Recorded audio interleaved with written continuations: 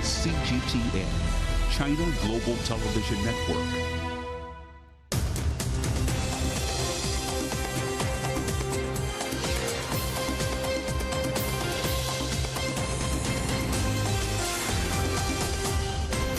Live from London, this is The World Today. Hello, I'm Robin Dwyer. Welcome to the programme. Our top stories. The United Nations warns of grave and far-reaching consequences from the destruction of the Nova Kakhovka Dam as mass evacuations continue. Up to 100 people are trapped in the Russian-controlled town of Nova Kakhovka, where a rescue operation is underway. Harmful smoke forces thousands to flee their homes in North America as Canada battles wildfires across the country. And pens at the ready as 30 million Chinese students begin the three-day National College Entrance Exam.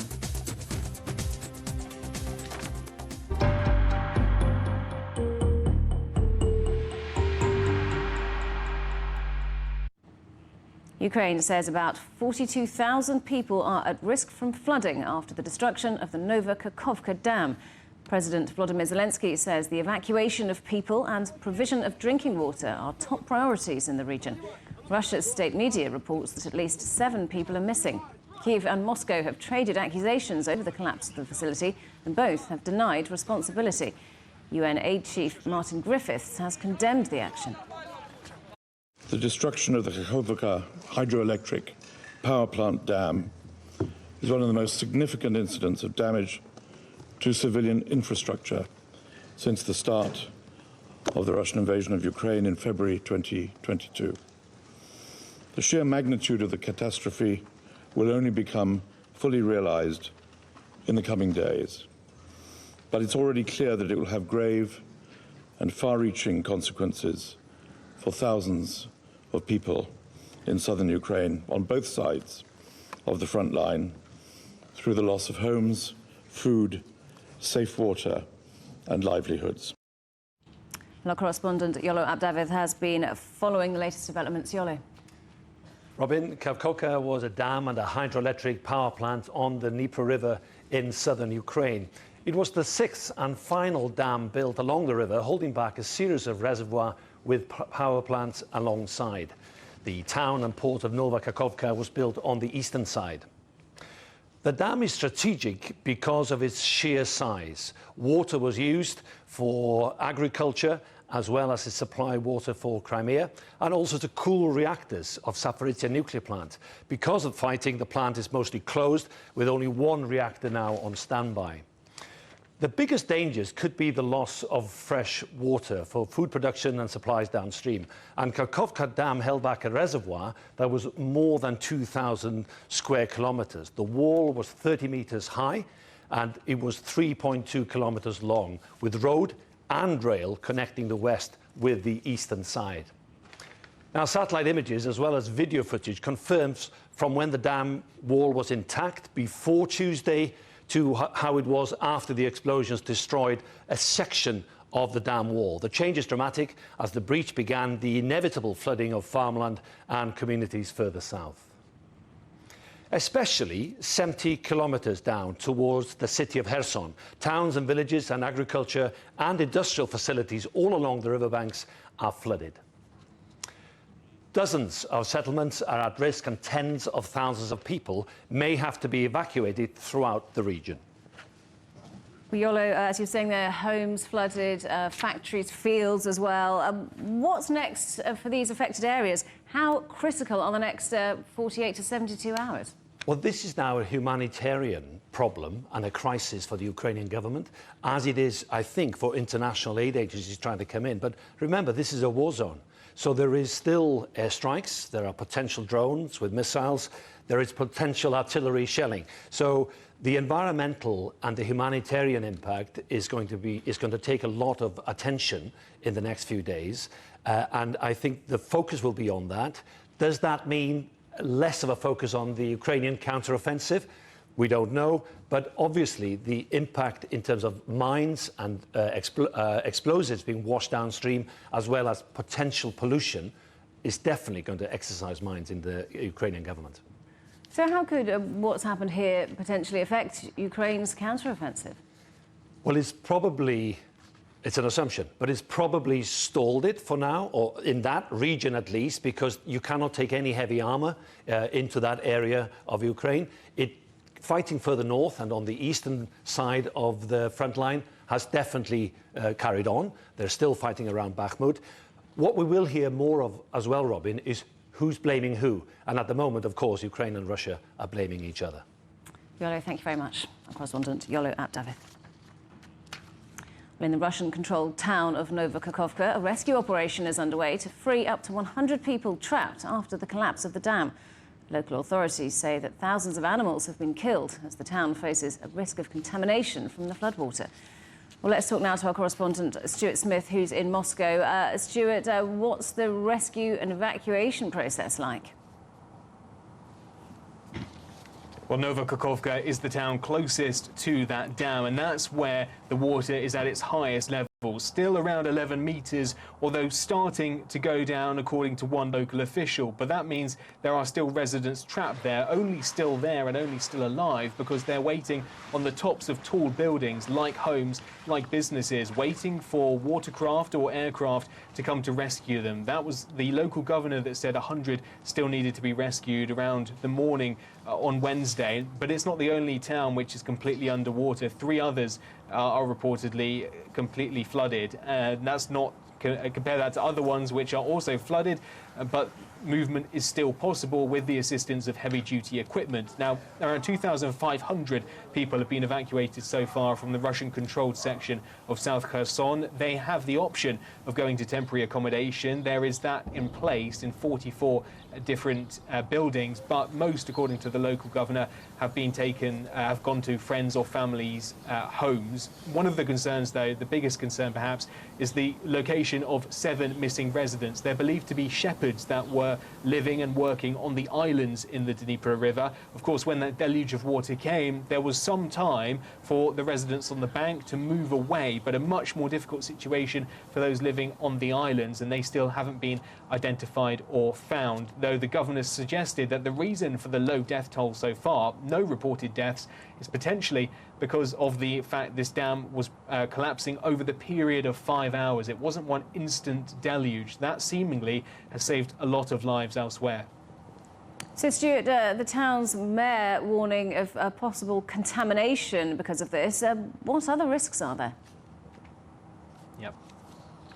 Yeah, that's the big one. First of all, the contamination is a big problem for both sides of the bank because the water, which is usually received from the reservoir, can no longer get to residents' homes. So any water that they do find is likely contaminated, with warnings of this water moving through waste disposal facilities, even a cattle burial ground, and therefore residents being urged to drink nothing other than bottled water or purifying it with water tablets which are being given out. But still other concerns as well. Communication problems with phone lines down, still shelling reportedly in some parts of these regions, creating fires, and other hazards for the environment, of course. Thousands of animals dead along a national wildlife reserve that goes along the banks of the Dnieper River, and Ukrainian environmental activists saying that 300 animals died in a zoo in one of the towns that has been flooded, though that denied by officials in the Russian-controlled region.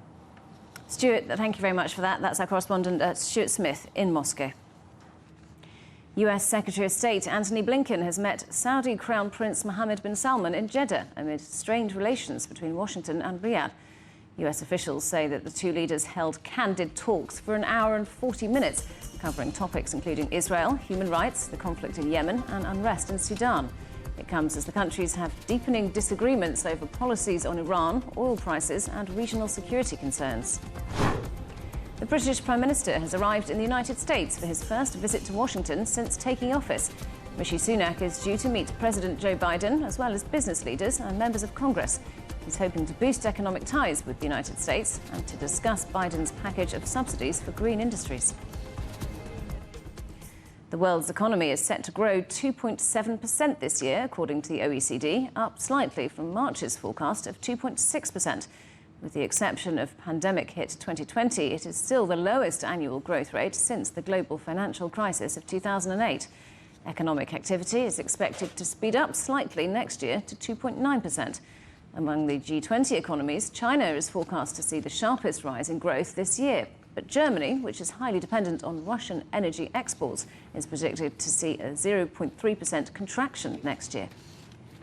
The improvements in activity and sentiment come among a lowering in energy prices, easing headline inflation, and better prospects brought on by China's reversal of its zero-COVID policy in December last year. We project global GDP to grow at a rate of 2.7% this year and 2.9% next year. As Germany looks to ease its economic woes, it's hoping trade with China will help. For the last 7 years, China has been Germany's biggest trading partner. This week, Chinese manufacturers have been showing off their latest consumer goods in the German city of Essen for the first time since COVID restrictions were lifted. Our correspondent Peter Oliver reports. More than 500 Chinese suppliers show off over 20,000 products, including household goods, electronics, clothing and furniture. China's consumer manufacturers are back meeting face-to-face with one of their largest markets after several years away because of the pandemic. Among them is electronic bike and scooter manufacturer Rulind, based out of Shenzhen.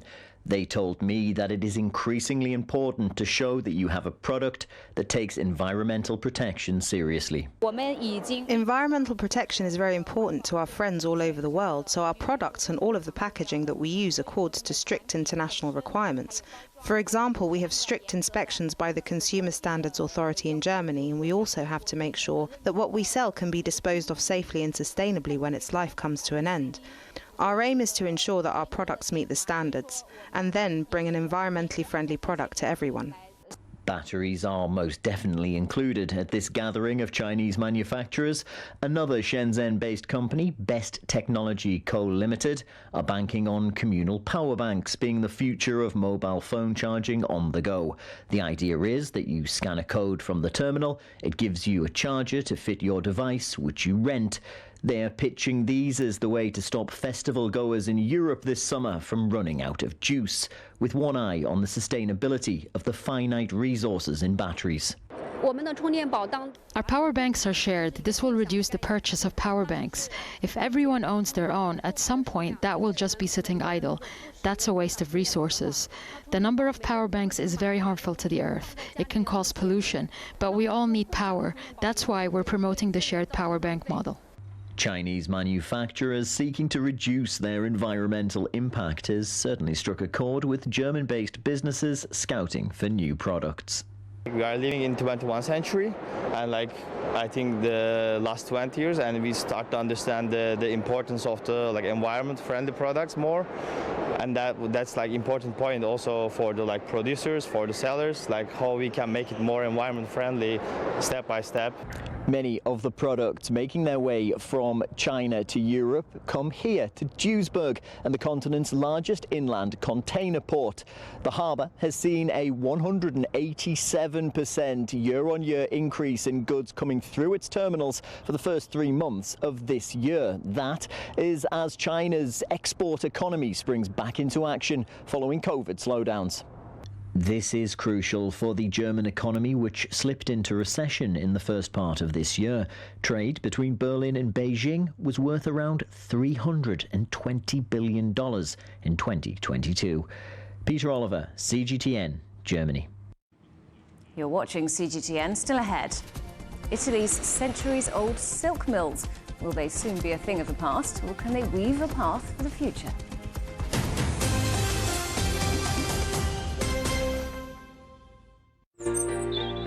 Ever wondered what's the difference between a bear and a bull market?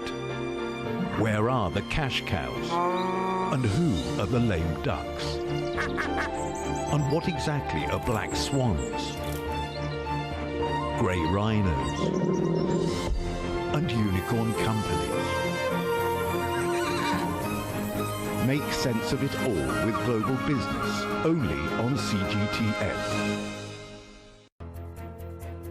There's a new agenda for a new world, accelerating change in almost every part of our lives. It's shifting the norms of how we work, travel, and connect. How we think, interact, and develop. It's a new reality, a new agenda with me, Juliet Mann.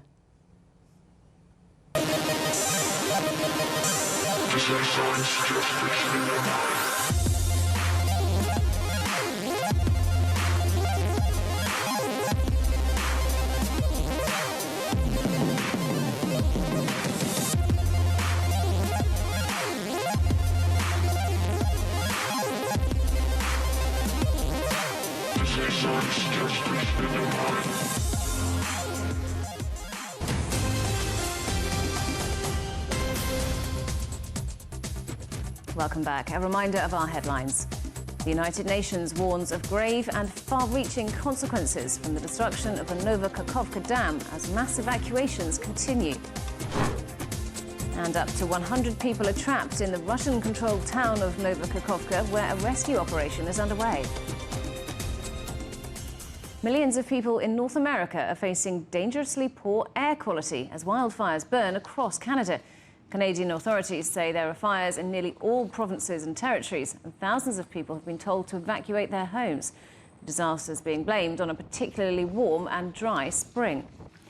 Well, the impact's also being felt to the south of Canada in the United States, with cities including New York covered in an orange haze. Officials say air quality has reached dangerous levels, with people warned not to exercise outside. Well, let's talk to our correspondent, John Terrett, who is in New York. So, John, how bad is it?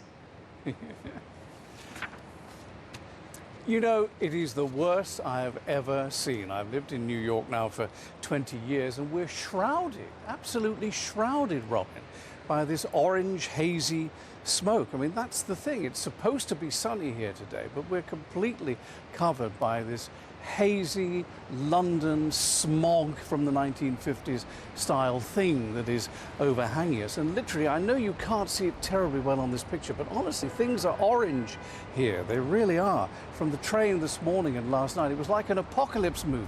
Couldn't believe it.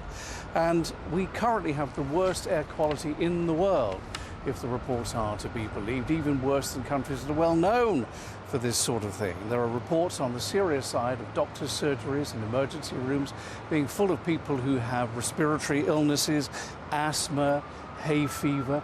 Even me, I don't suffer from any of those things, thank goodness, but even my chest is a little tight this morning because of exposure to this air. And it's not just New York, it's pretty much the whole of the northeast of the United States, I think down as far as Washington, D.C., actually. And the reason is wildfires in the French-speaking Canadian province of Quebec. Now, they've had 400 of them just this year so far. They normally get 200. So that, plus the dry conditions that we're experiencing, we desperately need some rain here after what was actually quite a wet winter, is what's causing this issue. And everybody is talking about it here. Everybody knows it's happening. Robin? So, John, it's the worst you've seen it, but it's not completely unheard of, though, is it? No, you're absolutely right. I'm glad you brought that up, because I remember standing on this very balcony here at the height of the COVID story. It happened then. But that was wildfires out in California blowing all the way over here. And it really wasn't as bad as this. I don't think it was. And maybe it was, but, you know, the mind plays tricks on you. But I think this is really the worst that we've seen. And the reason for that, of course, Canada and Quebec in particular, much closer to New York than is California. I mean, these are remarkable TV pictures and newspaper headline pictures that we're seeing. Really quite extraordinary. We were asked earlier today, is it affecting business in any way? And we haven't had any reports of business being affected yet. But you've got to believe that the tourist industry is being affected. People who come here hoping to see the Statue of Liberty basically can't see her from Manhattan at the moment. Or they can see her, but she's shrouded in this haze. And I should think that outdoor dining is probably off the agenda. I think that's probably gone for a Burton, really, because nobody wants to sit in the streets or even in a garden, really, with this going on around them. I mean, you know, what would you like to eat, sir? I'll have the smoked haddock. Well, shall I cook it or shall I simply throw it up in the air? You know, this is the thing. So I think that's probably gone. And the forecasters are saying there's no end in sight. So it looks like we have this for at least another week, I would say. Well, John, it sounds like you should get back inside, get back into the office. For the moment, thank you very much. That's our correspondent, John Terrett in New York. I will. A gunman has opened fire at a high school graduation in the US state of Virginia, killing at least 2 people. Several others were injured in the shooting, which took place in Richmond as new graduate students were leaving the ceremony. Police say a 19-year-old suspect fled the scene but was arrested and is set to be charged with 2 counts of second-degree murder. The man was captured in possession of 4 handguns. Britain's Prince Harry has returned to the High Court in London to give a second day of evidence over claims that UK tabloids targeted him with phone hacking and other unlawful behaviour. He's one of more than 100 celebrities suing Mirror Group newspapers over alleged unlawful activities between 1991 and 2011. Prince Harry is the first senior British royal to appear in a witness box in more than 100 years.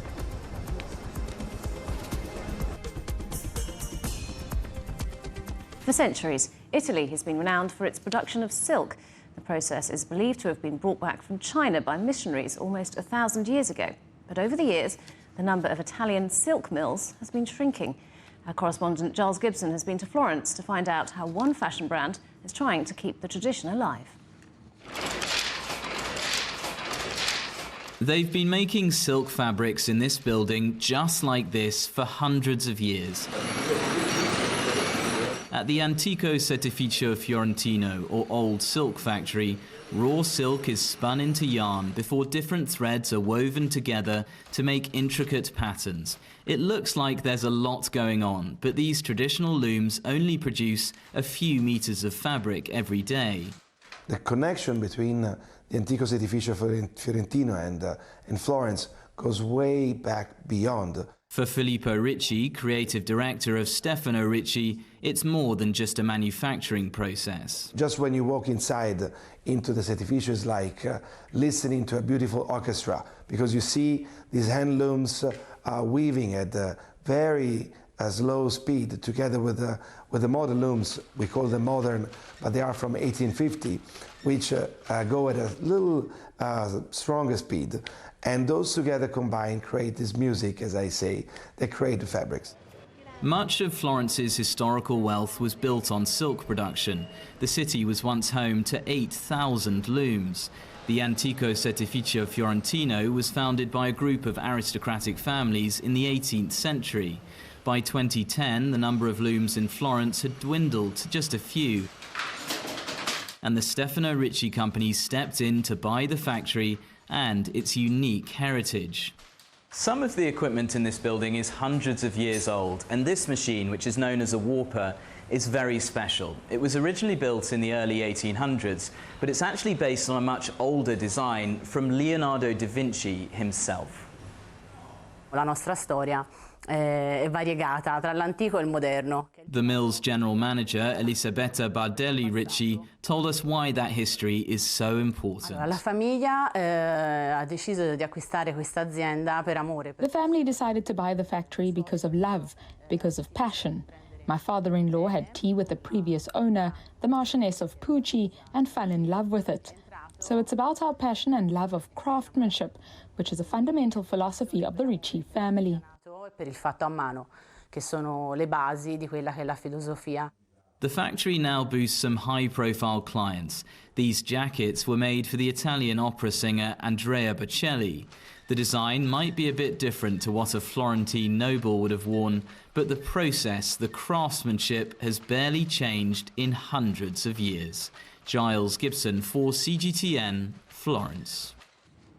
Today, around 13 million Chinese students are taking the National College Entrance Exam, known as Gaokao. The assessment, which usually lasts 3 days, is considered one of the most important of a student's life. The exam season comes as some question whether a college education leads to better employment opportunities. Our correspondent Lu So-wei reports. Gaokao has always been considered a life-changing event for Chinese people. In the past, having a college student was an honor for the family. Getting into a good college not only represented better knowledge, but also better jobs with higher incomes. But nowadays, more young people are realizing their higher educational degrees cannot guarantee them higher paid jobs. Also, many jobs require less academic achievements, but more vocational training. However, due to misconceptions about the value of university degrees in the job market, vocational schools have not been popular. We have entered the era of universal tertiary. 20 years ago, the gross enrollment rate of higher education was 10%, but now it's close to 60%. Many people did not realize this issue and still believe that a higher academic degree represents higher income. However, in reality, if you lack high skills and abilities, it is also difficult to gain favor in the job market. China has been taking countermeasures to the aimless pursuit of high academic diploma. It has canceled extra academic tuition classes and revised laws to develop vocational schools, hoping to divert students to fulfill the needs of job markets. Actually, our universities serve different purposes. If you choose an elite education, then in the short term, it should not be oriented towards employment, but rather focus on academic and research pursuits. On the other hand, vocational colleges are oriented towards meeting employment demands, so they aim to develop students' job skills. Therefore, education and employment cannot be equated. All occupations are equally respectable, in fact. If a child is not suitable for academic study, he should not feel bad about going through vocational school and being able to establish himself in the society even earlier than the academic students. While parents are becoming more practical, they still hold high expectations about the academic achievements of their children. I think liberal arts education is very important to one's development. My kid will start picking specific industries and fields during the master or doctoral program. So I hope my child would study AI for undergraduate and explore its application during the master and doctoral program. Gaokao is still considered the most difficult test in the world, and it has been portrayed as an army of thousands of men crossing a single log bridge. But experts say there's much needs to be done to reform college courses and to provide more high-quality vocational education. Perhaps in the future, Gaokao may not be as intimidating as students have various ways to fulfill a life. Wu Sirui, CGTN, Beijing. Our main stories again. The United Nations warns of grave and far-reaching consequences from the destruction of the Nova Kakhovka Dam as mass evacuations from the surrounding area continue. Up to 100 people are trapped in the Russian-controlled town of Nova Kakhovka, where a rescue operation is underway. And harmful smoke forces thousands of people to flee their homes in North America as Canada battles wildfires across the country. And that is The World Today. Thanks for watching. There's more news on CGTN Europe's channel on the Telegram app, or you can scan the QR code on the screen to get stories and updates sent direct to your phone. We're back with more news at the top of the hour. Coming up next, it's World Insight. For now, from all of the team in London, it's goodbye.